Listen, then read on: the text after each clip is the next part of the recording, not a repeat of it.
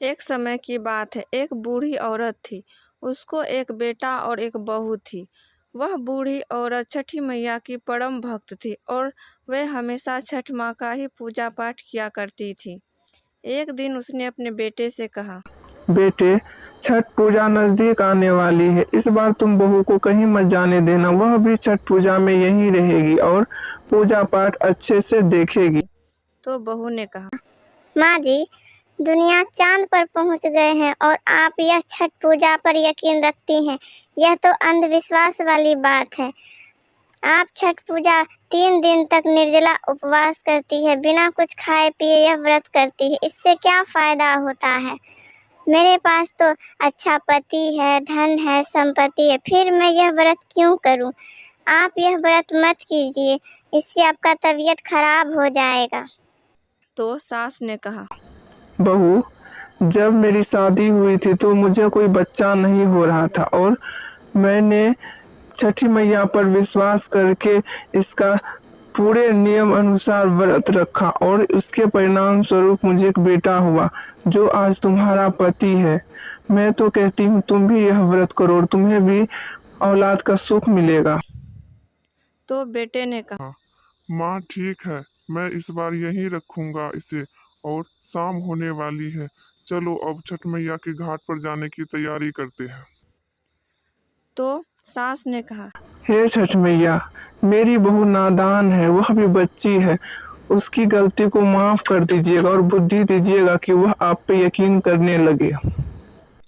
तभी सब घाट पर जाते हैं और सास कहती है, बहू, तुम भी यहाँ पूजा पाठ देखो, यहाँ तुम्हारा मन लगेगा और पूजा कैसे करते हैं यह भी देखो, तुम्हें बहुत अच्छा लगेगा और तुम सब सीख भी जाओगी। तो बहू ने कहा, माँ जी, मैं इस फालतू बात पे यकीन नहीं करती हूँ। मेरा यहाँ पे मन नहीं लगेगा और आप है ना, आप ही करिए पूजा पाठ। मैं तो जा रही हूँ मेला घूमने। तभी बेटा कहता है, कम से कम तुम छठ पर्व करती नहीं हो तो उसे देख लो, जान लो कैसे होता है, तो तुम्हें भी पता चलेगा इसकी महिमा कितनी बड़ी है। तो बहू ने कहा, मुझे इन सब पे यकीन नहीं है, मैं वहाँ बोर हो जाऊंगी। मैं जाती हूँ मेला घूमने। अगर आपका मन है तो आप जाइए छठ माँ के घाट पे। दोनों अपने अपने रास्ते निकल गए और सास ने बेटे से कहा, बेटा, कोई बात नहीं, बहू नादान है, वह नहीं आई तो क्या हुआ, तुम ही यहाँ रहो। अचानक से बेटे को चक्कर आ जाती है और वह गिर जाता है। तो माँ कहती, उठो बेटा, क्या हुआ तुम्हें, क्या हुआ बेटा? ऐसा कहकर माँ रोने लगती है। तभी बहू आती है और कहती है, माँ जी, क्या हुआ इन्हें? अभी तो ये बहुत अच्छे थे, क्या हो गया अचानक से?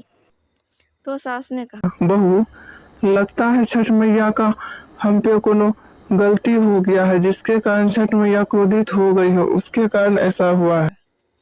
तो बहू ने कहा, माँ जी, मैंने कहा था छठ पूजा करने से कुछ नहीं होता है। अगर हम यहाँ नहीं आते तो अभी इसका तबीयत भी खराब नहीं होता। यह सब आपकी गलती है। छठ पूजा करने से कुछ नहीं होता है। ऐसा कहकर बहू रोने लगती है और तभी वहाँ पे छठ मैया प्रकट हो जाती है और कहती है, मैं अपने भक्तों को कभी निराश नहीं करती हूँ और ना ही उस पर कोई संकट आने देती हूँ। ये तो मैंने तुम्हारी आंखें खोलने के लिए ऐसा किया था। तभी चमत्कार होता है और लड़का उठ के खड़ा हो जाता है और सब छठ मैया का प्रणाम करने लगते हैं। तभी बहू कहती है, मुझे माफ़ कर दीजिए छठ मैया, मैं बहुत ही घमंडी थी और नास्तिक थी। मैंने कभी छठ मैया पर विश्वास नहीं किया और मुझे लगता था यह एक फालतू का पर्व है। मुझे माफ़ कर दीजिए।